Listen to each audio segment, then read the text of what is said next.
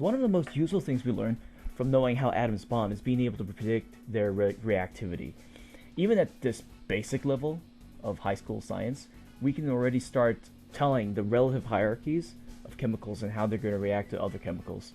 You kind of want to be able to tell when something's too strong or too weak in the lab before you start using it, and it also helps with predicting when you can replace certain things or prevent certain things like explosions or possibly destroying equipment that you're going to use in the lab.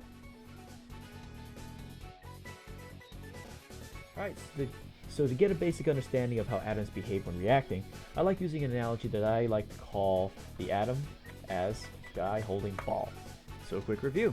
Chemical reactions rely mainly on what happens to these guys, the electrons, and not so much on the actual protons and neutrons, so we're going to ignore them for now. In the meantime, if you recall, every atom is trying to get that awesome octet, the 8 in its outer shell. So the electrons in the outer shell is really what we're worrying about, and atoms are going to do this one way or the other. So in some cases they're going to get rid of that electron on the outer shell, and in other cases they're actually going to gain one. And so this is a classic redox reaction of some sort. And if you're having trouble with this, go ahead and review the octet rule and electron configuration. So if we pretend the atom's a guy trying to hold on as many balls as we can, you'll immediately notice that when you're holding too many balls, that's not exactly a good idea. So in the case of neon, 10 balls is easy to hold on to, but krypton? Too many. In reality, atoms have similar issues because the more electrons you add, the more shells you have to add. And shells get significantly bigger as the bigger you go. The problem is, of course, that the protons stay roughly the same size. You have to recall that the nucleus is thousands of times smaller than the actual atom. So the actual magnetic power, the pull of the protons, is not that strong. As you get further and further out and the size of the atom gets bigger, the pull actually gets smaller. So there's this sort of arm limit, if you will. And that's it. Really, it's over. Go home. Is it? Done. I mean, effectively, were just two rules. And the rules were pretty simple. The rules are, number one, the octet rule. Always remember the octet rule. Number two, the arm limit that we just discussed. And that's it. That's the analogy. But while the analogy is pretty simple, the application is where most students get held up. Let's try a few concepts and see how that works out. First question. Which element is more reactive? Sodium or rubidium? The answer is rubidium. Remember, if we look at the two atoms as if they were two people holding balls, you'll notice that sodium, of course, is 11, so it doesn't have to hold on to too many, but rubidium is attempting to hold on to 37.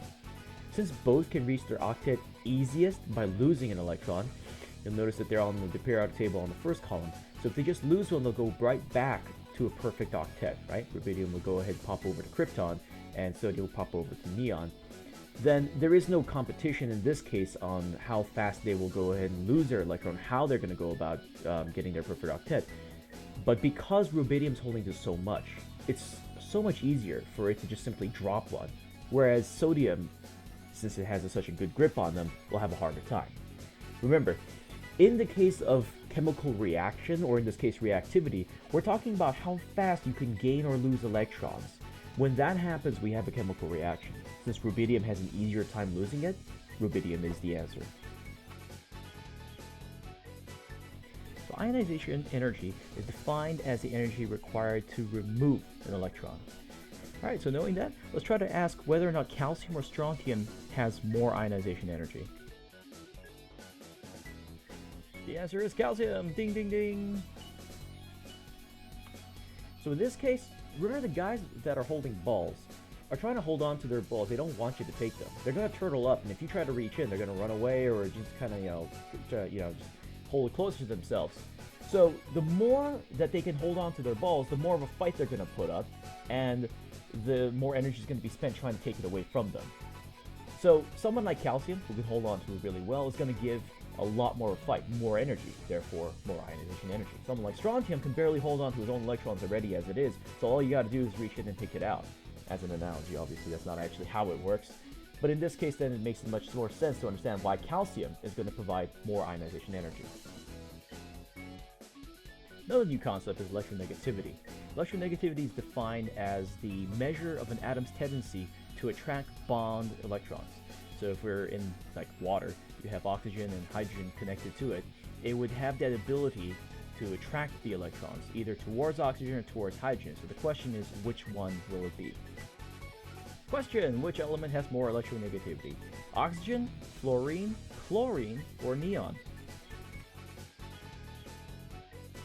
Answer is fluorine! Woo!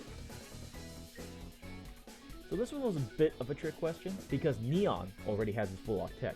So for all intents and purposes, it's already, it's unreactive. It doesn't have much electronegativity. We don't really count that into any of these kind of questions. Oxygen, though, is farther away from completing its octet than fluorine is. And chlorine, as per the old analogy, holding on to too many compared to fluorine. So fluorine has an easier time picking up new electrons. In fact, fluorine is the most electronegative. It's only one away from completing its. It's just so freaking close. Okay, it's just got to grab one more, and it's only holding on to 9. So it can use it's so much easier for it to just grab a whole new electron and complete its octet. In fact, like I mentioned already, it is the most electronegative. Out of all the periodic table, it has the highest electronegativity value. So let's try a little bit of a harder question now. Of the molecules below, the bond in blank is the most polar, and they give you a list, of course, of these molecules over here.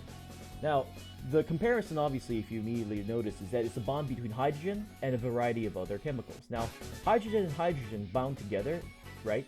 They're not going to want to pull from each other. They have about the same strength. We're talking about electronegativity in this sense, right? Of how they're trying to pull back and forth the shared electrons. So remember, polar bonds is when shared electrons happen to stay longer with one atom versus the other.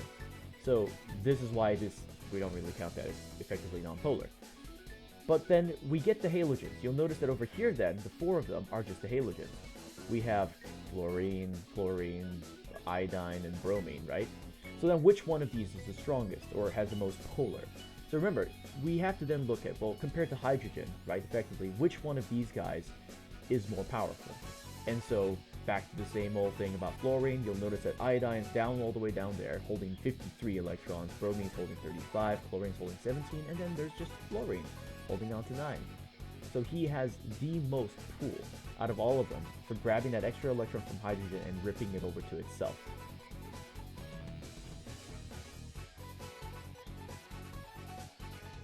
And that's it. That's the guy holding balls analogy. Hope it helps.